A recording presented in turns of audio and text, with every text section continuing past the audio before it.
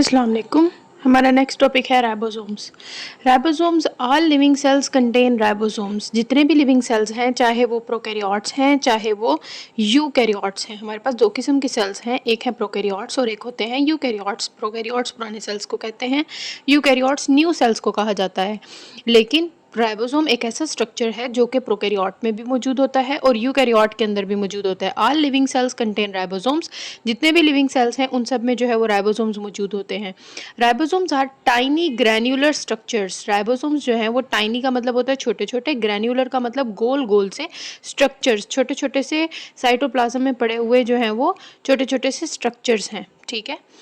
Composition की अगर हम बात करें कि राइबोसोम जो है वो किस चीज़ से मिलकर बना हुआ है, राइबोसोम की बॉडी के अंदर राइबोसोम जो है वो दो चीज़ों से मिलकर बना हुआ है। एक है इसमें राइबोसोमल आरएनए और दूसरा राइबोसोम के अंदर होता है प्रोटीन्स। ठीक है, दो चीज़ों से मिलकर बनता है राइबोसोम, एक राइबोसोमल आरएनए और दूसरा प्रोटीन से। 60% इसमें राइबोसोमल आरएनए होता है और 40% इसमें जो है वो क्या होती है, प्रोटीन होती है। ठीक है। राइबोसोम्स क्या है, राइबोसोम्स जितने भी लिविंग सेल्स हैं उनके अंदर राइबोसोम्स मौजूद होते हैं। राइबोसोम छोटे छोटे से गोल गोल से ग्रैन्युलर स्ट्रक्चर्स हैं। इनकी कंपोजिशन की बात की जाए तो it is composed of 60% ribosomal RNA, ये राइबोसोमल आरएनए से 60% राइबोसोमल आरएनए और 40% प्रोटीन से मिलकर बने हुए हैं। And ribosomes are not bound by membrane, मतलब ऐसी ऑर्गेनेली हैं, राइबोसोम ऐसे ऑर्गेनेली हैं जिनके बाहर मेम्ब्रेन मौजूद नहीं होती। ठीक है, नॉट मेम्ब्रेन बाउंड ऑर्गेनेली। ठीक है, नॉट मेम्ब्रेन बाउंड ऑर्गेनेली मतलब ये यूकैरियोट्स में भी हैं और प्रोकैरियोट्स दोनों के अंदर होते हैं। They are much smaller than other organelles. Ribosomes जो हैं ये बहुत ज़्यादा छोटे होते हैं। बाकी जितने भी ऑर्गेनेलीज हैं, जैसे कि हमारे पास एंडोप्लाज्मिक रेटिक्यूलम है, माइटोकॉन्ड्रिया है, क्लोरोप्लास्ट है, वो थोड़े बड़े होते हैं, लेकिन राइबोसोम्स जो हैं वो छोटे छोटे से होते हैं, गोल गोल से। ठीक है। उसके बाद इसकी लोकेशन के बारे में डिस्कस कर लेते हैं कि ये कहाँ पर मौजूद होते हैं। हमारे पास दो किस्म के सेल्स होते हैं, एक होते हैं हमारे पास यूकैरियोट्स और एक हमारे पास होते हैं प्रोकैरियोट्स। ठीक है। प्रोकैरियोट्स की बॉडी के अंदर मेम्ब्रेन बाउंड ऑर्गेनेली मौजूद नहीं होता। मतलब ये कि इसके अंदर और कोई भी ऑर्गेनेलीज जो है वो ज़्यादा, मतलब मेम्ब्रेन बाउंड ऑर्गेनेलीज इसमें मौजूद नहीं होते। राइबोसोम्स इसकी साइटोप्लाज्म में ही ऐसे ही फैले हुए होते हैं। ठीक है। लेकिन यूकैरियोट के अंदर न्यूक्लियस के साथ ही एक और स्ट्रक्चर भी मौजूद होता है जिसे हम एंडोप्लाज्मिक रेटिक्यूलम कहते हैं। तो राइबोसोम्स साइटोप्लाज्म में तो मौजूद होते ही हैं, साथ ही साथ endoplasmic reticulum, rough endoplasmic reticulum की दो टाइप्स होती हैं। एक होता है रफ एंडोप्लाज्मिक रेटिक्यूलम और दूसरा जो होता है उसे हम कहते हैं smooth endoplasmic reticulum. Endoplasmic reticulum की दो टाइप्स हैं, एक रफ एंडोप्लाज्मिक रेटिक्यूलम है और दूसरा स्मूथ एंडोप्लाज्मिक रेटिक्यूलम है। यूकैरियोट्स की बॉडी के अंदर एंडोप्लाज्मिक रेटिक्यूलम होता है, प्रोकैरियोट्स की बॉडी के अंदर एंडोप्लाज्मिक रेटिक्यूलम मौजूद नहीं होता। तो इस वजह से प्रोकैरियोट्स की बॉडी के अंदर राइबोसोम पूरे साइटोप्लाज्म के अंदर बिखरे हुए होते हैं, लेकिन यूकैरियोट्स की बॉडी के अंदर राइबोसोम्स साइटोप्लाज्म के अंदर बिखरे हुए होते हैं और साथ में रफ एंडोप्लाज्मिक रेटिक्यूलम में भी मौजूद होते हैं। इन यूकैरियोटिक सेल्स में ribosomes are mainly attached to rough endoplasmic reticulum. Ribosomes जो है वो रफ एंडोप्लाज्मिक रेटिक्यूलम के साथ जुड़े हुए होते हैं। And some are scattered freely, और बाकी जो है वो साइटोप्लाज्म में ऐसे बिखरे हुए पड़े हुए होते हैं। एंड इन प्रोकैरियोटिक सेल्स में all ribosomes are freely scattered in cytoplasm. जितने भी राइबोसोम्स हैं वो सारे साइटोप्लाज्म में मौजूद होते हैं। ठीक है। एक और बात ये कि यूकैरियोट्स की बॉडी के अंदर दो चीज़ें और पाई जाती हैं। एक का नाम है माइटोकॉन्ड्रिया और दूसरे का नाम है क्लोरोप्लास्ट। ठीक है। प्लांट की बॉडी के अंदर एक और ऑर्गेनेली होता है, एनिमल्स की बॉडी के अंदर क्लोरोप्लास्ट मौजूद नहीं होता। अगर मैं यहाँ पर फॉर एग्जांपल प्लांट का सेल बना लेती हूँ, ये प्लांट सेल आ गया। प्लांट सेल में जो है वो एक ऑर्गेनेली है माइटोकॉन्ड्रिया और दूसरा ऑर्गेनेली है क्लोरोप्लास्ट। ठीक है। हम यूकैरियोटिक सेल की बात कर रहे हैं। प्रोकैरियोटिक सेल के अंदर माइटोकॉन्ड्रिया और क्लोरोप्लास्ट मौजूद ही नहीं होते। ठीक है। पहले हमने क्या कहा कि प्रोकैरियोट्स की बॉडी के अंदर राइबोसोम्स जो है वो उसकी साइटोप्लाज्म में बिखरे पड़े हुए होते हैं। ठीक है। लेकिन अगर हम यूकैरियोटिक सेल्स की बात करते हैं तो रफ एंडोप्लाज्मिक रेटिक्यूलम के साथ भी चिपके हुए होते हैं राइबोसोम्स और साइटोप्लाज्म में भी बिखरे हुए होते हैं। उसके अलावा यूकैरियोट की बॉडी के अंदर दो स्ट्रक्चर्स मौजूद होते हैं, एक है माइटोकॉन्ड्रिया और एक है क्लोरोप्लास्ट। माइटोकॉन्ड्रिया के अंदर भी राइबोसोम्स होते हैं, क्लोरोप्लास्ट के अंदर भी राइबोसोम्स होते हैं, ठीक है। और क्लोरोप्लास्ट और माइटोकॉन्ड्रिया के अंदर ये जो राइबोसोम्स हैं, इनका स्ट्रक्चर साइटोप्लाज्म में पड़े हुए राइबोसोम्स से अलग होता है, ठीक है। एक थ्योरी पेश की गई थी जिसे हम एंडोसिम्बायोटिक थ्योरी कहते हैं। बेसिकली अभी हमारा वो टॉपिक नहीं है, माइटोकॉन्ड्रिया में और क्लोरोप्लास्ट में जो है वो हम डिटेल में इसको डिस्कस करेंगे। बहरहाल राइबोसोम्स जो हैं वो माइटोकॉन्ड्रिया और क्लोरोप्लास्ट में भी मौजूद होते हैं, और वो राइबोसोम्स जो माइटोकॉन्ड्रिया और क्लोरोप्लास्ट में मौजूद होते हैं वो इनके साइटोप्लाज्म में मौजूद राइबोसोम्स से अलग होते हैं, ठीक है। माइटोकॉन्ड्रिया और क्लोरोप्लास्ट के जो राइबोसोम्स हैं वो प्रोकैरियोट्स के राइबोसोम्स से मिलते जुलते होते हैं। तो ribosomes can also be found inside mitochondria and chloroplast of the plants की बॉडी में क्लोरोप्लास्ट और माइटोकॉन्ड्रिया के अंदर भी राइबोसोम्स पाए जाते हैं। These ribosomes are differ in size and makeup. ये राइबोसोम्स जो हैं ये साइज में भी अलग होते हैं और इनका मटेरियल भी अलग होता है। Than the ribosome find in cytoplasm, जो साइटोप्लाज्म में पाए जाने वाले राइबोसोम हैं उनसे। These are like prokaryotic ribosomes, ये प्रोकैरियोटिक राइबोसोम्स की तरह होते हैं, ठीक है। अगर हम नंबर की बात करें कि राइबोसोम्स जो है वो सेल में कितने होते हैं, a typical cell contain several thousands ribosome. एक नॉर्मल सेल के अंदर राइबोसोम्स जो होते हैं वो थाउजेंड्स की तादाद में होते हैं, लेकिन वो सेल्स जिनमें राइबोसोम्स का काम ज़्यादा होता है उनमें इनकी तादाद बढ़ भी जाती है। तो सम सेल टाइप्स, कुछ ऐसे सेल्स हैं may have few million ribosomes, कुछ ऐसे सेल्स भी हैं जिनके अंदर मिलियंस में भी ये मौजूद हो सकते हैं। राइबोसोम के फंक्शन की अगर हम बात करें तो राइबोसोम्स का क्या काम होता है। Ribosomes are protein production machinery. Cells में जितनी भी प्रोटीन बनती है वो कौन बनाते हैं, वो राइबोसोम्स बनाते हैं, ठीक है। राइबोसोम्स क्या करते हैं, सेल्स में प्रोटीन की मशीनरी है, प्रोटीन बनाने वाली मशीनरी जो है वो क्या है, ribosomes. Ribosomes are protein production machinery, protein बनाने वाली मशीनरी है ribosomes. And ribosomes synthesise protein for the cell, cell के लिए प्रोटीन बनाते हैं। They are most abundant in the cells that are active in protein synthesis. Ribosome उन cells में ज़्यादा अमाउंट में पाए जाते हैं जिनका काम ज़्यादा प्रोटीन्स बनाना है, जैसे कि पेंक्रियाज हैं, ब्रेन सेल्स हैं। जैसे फॉर एग्जांपल पेंक्रियाज की बात करते हैं, पेंक्रियाज से एक हार्मोन निकलता है जिसे हम कहते हैं इंसुलिन, ठीक है। नॉर्मली जब हम खुराक खाते हैं, रोटी खाते हैं, तो वो रोटी जो है वो हमारे स्टमक में चली जाती है, ठीक है। जब वो रोटी हमारे स्टमक में चली जाती है तो उसको छोटी छोटी मॉलिक्यूल्स में तोड़ के जो है वो अलग कर दिया जाता है, दैट इज़ ग्लूकोज, ठीक है। और ग्लूकोज जो है वो ग्लूकोज को पकड़ के हमारे ब्लड में डाल दिया जाता है, ठीक है। ब्लड में डाल दिया जाता है और इस ग्लूकोज को जो है वो जहाँ जहाँ पर ज़रूरत होती है उसको भेज दिया जाता है, ठीक है। लेकिन अगर ब्लड में ग्लूकोज का लेवल ज़्यादा हो जाए तो हमारी बॉडी में एक हार्मोन बनता है इंसुलिन, ठीक है। और वो कहाँ से बनता है, वो पेंक्रियाज से बनता है। इंसुलिन बेसिकली क्या करता है, वो ब्लड में मौजूद जो ग्लूकोज होता है उसको ठिकाने पर लगाता है, ठीक है, उसको डिफरेंट जगह पर स्टोर करवा देता है, ठीक है। तो ये जो इंसुलिन बन रहा है जो कि हमारी बॉडी के लिए बड़ा अहम है, ये भी प्रोटीन इन नेचर होता है। उसके अलावा ब्रेन सेल्स हमारी बॉडी के अंदर जितने भी मतलब ब्रेन के अंदर जो हमारी बॉडी पूरी कंट्रोल्ड में है, हमारे ब्रेन के केमिकल्स के थ्रू कंट्रोल में आती है, और वो जो केमिकल्स हैं जितने भी ब्रेन से बन रहे हैं वो सारे प्रोटीन इन नेचर हैं। तो प्रोटीन हमें कौन बना के देगा, राइबोसोम्स बना के देंगे।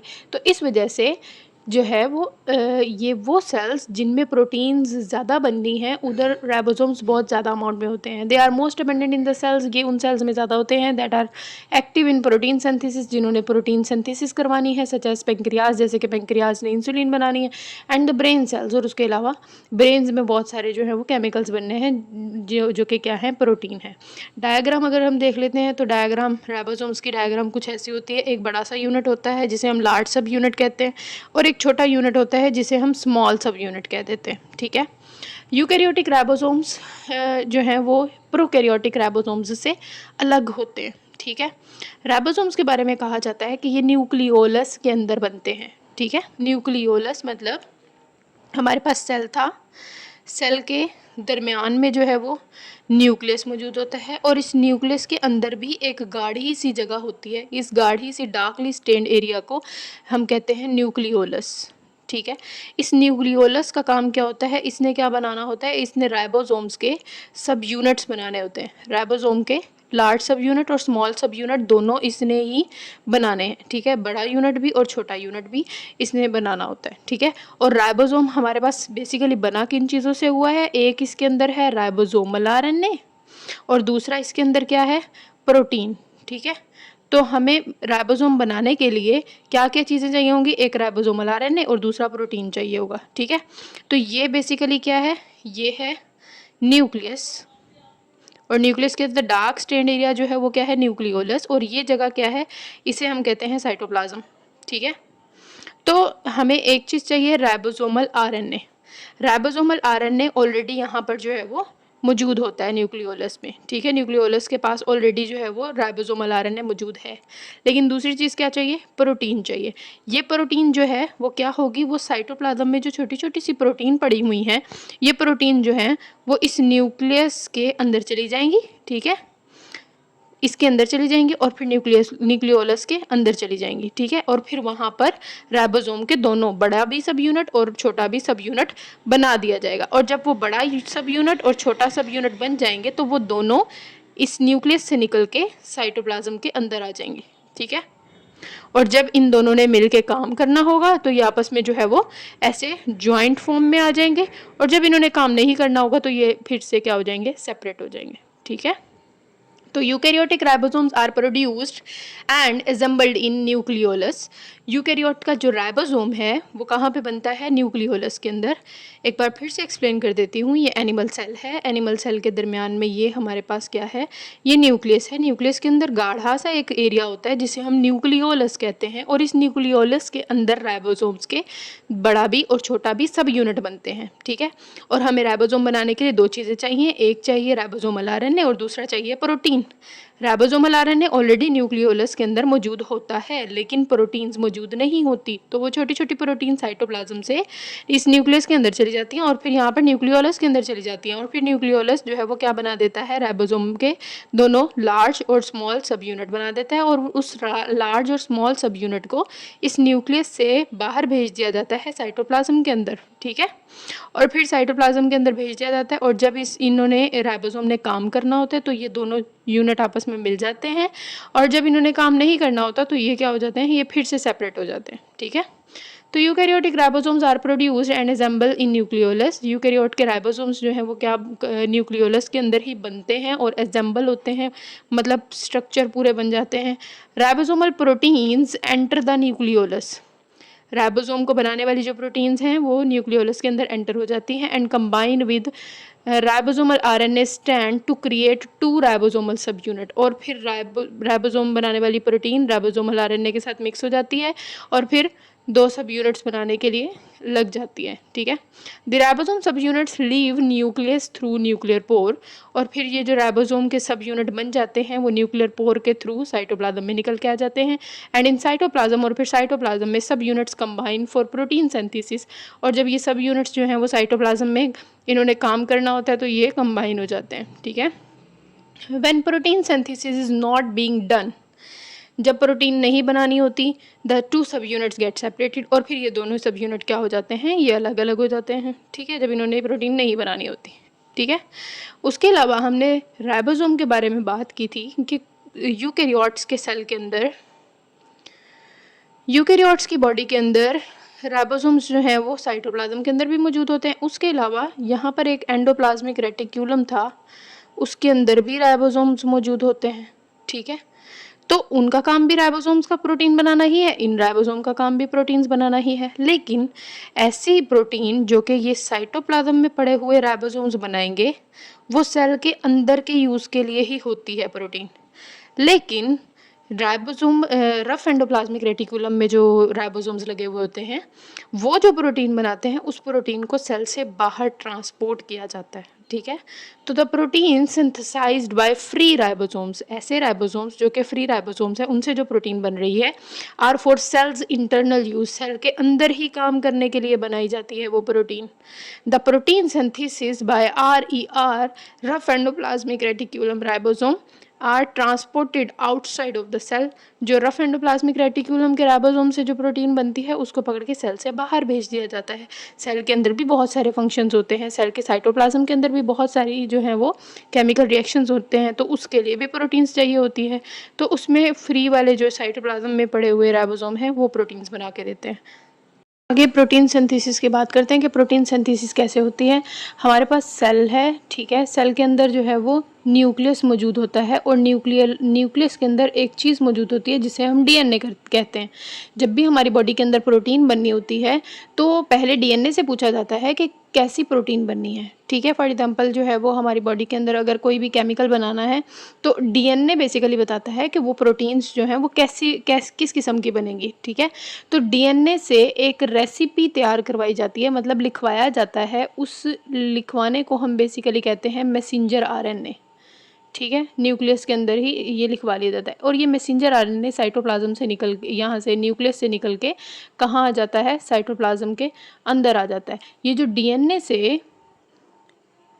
से मैसेंजर आरएनए बनने का प्रोसेस है, इस प्रोसेस को बेसिकली कहते हैं ट्रांसक्रिप्शन, ठीक है। इस प्रोसेस को क्या कहा जाता है, इस प्रोसेस को ट्रांसक्रिप्शन कहा जाता है। मैसेंजर आरएनए क्या है, मैसेज लेकर, ऐसा आरएनए है जो कि डीएनए से मैसेज लेकर साइटोप्लाज्म में आया है, ठीक है, कि प्रोटीन तैयार करवानी है। अब ये मैसेज जो है वो किसके पास, कौन प्रोटीन बनाता है, राइबोसोम प्रोटीन बनाता है। ये मैसेज जो है ये राइबोसोम के पास लेकर आएगा, ठीक है। जब ये राइबोसोम के पास लेकर आएगा तो राइबोसोम जो है वो क्या करेगा, इस मैसेज को रीड करेगा, जो भी मैसेज डीएनए ने बना के भेजा है, और इसके मुताबिक जो है वो प्रोटीन बनाना स्टार्ट करेगा, ठीक है। अब वो प्रोटीन बनाने के लिए राइबोसोम के पास एक और बंदा है जिसका नाम है ट्रांसफ़र आरएनए।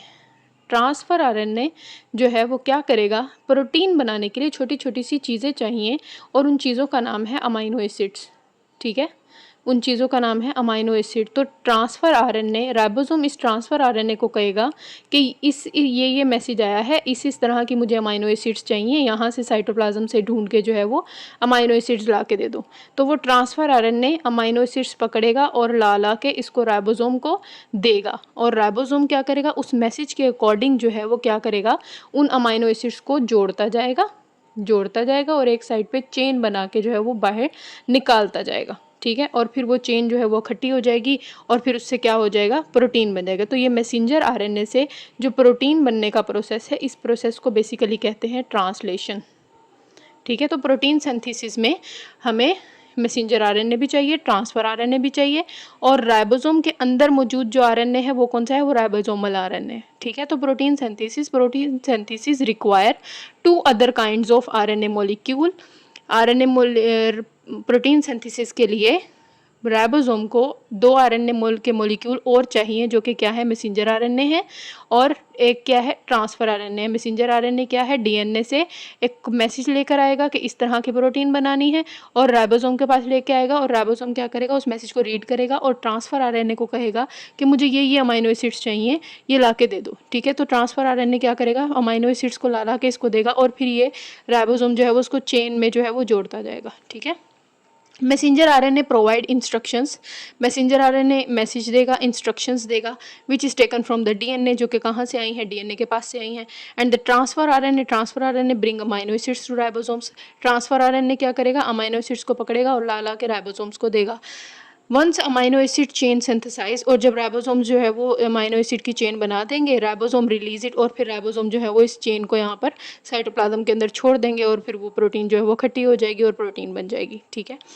बाकी हम सब यूनिट्स की बात कर लेते हैं, राइबोसोम के सब यूनिट्स की। सब units of ribosome described bye Svedberg values. Svedberg values basically होती क्या है, साइंसदान के नाम पे जो है वो इसका यूनिट बनाया गया है। जब भी हमने किसी चीज़ को मैयर करना होता है, फॉर एग्जांपल अगर हमने किसी लाइन को मैयर करना है तो हम किसी स्केल का इस्तेमाल करते हैं कि जी ये जो है वो मीटर में है या सेंटीमीटर में है। इसी तरह जब हमने राइबोसोम के सब यूनिट्स को जो है वो बताना होता है तो हम स्वेडबर्ग वैल्यूज़ का इस्तेमाल करते हैं, ठीक है। These values based upon their rate of sedimentation in centrifuge। Centrifuge basically क्या होता है, सेंट्रीफ्यूग एक ऐसी मशीन होती है जिसके अंदर टेस्ट ट्यूब्स रखी जाती हैं। इन टेस्ट ट्यूब्स के अंदर जो है वो सेल डाल दिए जाते हैं और इनको एक मशीन के अंदर रखा जाता है और वो मशीन बड़ी स्पीड में इस टेस्ट ट्यूब को घुमा देती है, जिसकी वजह से सेल के जो पार्टिकल्स हैं वो टूट जाते हैं और फिर वो नीचे की तरफ बैठना शुरू हो जाते हैं। ठीक है, ये जो पार्टिकल्स की नीचे बैठने की जो स्पीड वगैरह है, इसको बेसिकली स्वेडबर्ग वैल्यू कहा जाता है। ठीक है, इनका एक यूनिट है नीचे बैठने की स्पीड और ये वो देखने के लिए, जो यूनिट है वो है स्वेडबर्ग वैल्यू, और ये बहुत सारे फैक्टर्स पे डिपेंड कर रही होती है। ठीक है, तो सब unit of ribosome describe by Svedberg value. Svedberg value के जरिए जो है वो राइबोसोम के सब यूनिट्स को डिफाइन किया जाता है।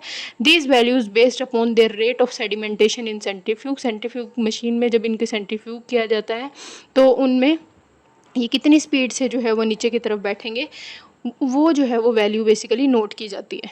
ठीक है, eukaryotic cell ribosome has 80s Svedberg value. Eukaryote का जो राइबोसोम होता है, यूकैरियोट का राइबोसोम, इसका बड़ा यूनिट जो होता है वो होता है 60s का, और इसका जो छोटा यूनिट होता है वो होता है 40s का। लेकिन इनको पकड़ के जो है वो ऐड नहीं करना होता कि 60 में 40 मिला दिए तो 100s बन गया, नहीं, इसमें जो है वो और भी बहुत सारी चीज़ें देखनी होती हैं। तो इस वजह से इनको मिला के जब स्वेडबर्ग वैल्यू निकाली जाती है तो वो आती है 80s। ये यूकैरियोटिक सेल का है।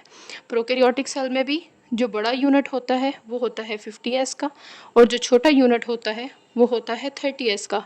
लेकिन अगर दोनों को मिला दिया जाए तो हमारे पास 50 एंड 30 80 बनते हैं, लेकिन जो स्वेडबर्ग वैल्यू आती है वो आती है 70s। ठीक है, तो eukaryotic cell ribosome has 80s Svedberg value. Eukaryotic cell के राइबोसोम की जो है वो 80s वैल्यू है। स्मॉलर सब यूनिट 40s का है, while the largest subunit has 60s value. ठीक है, लार्जेस्ट सब यूनिट की 60s वैल्यू है। Prokaryotic cell ribosome has 70s Svedberg value. Prokaryotic की टोटल 70 है, स्मॉलर सब यूनिट 30s का है और लार्जर जो है वो 50s का है।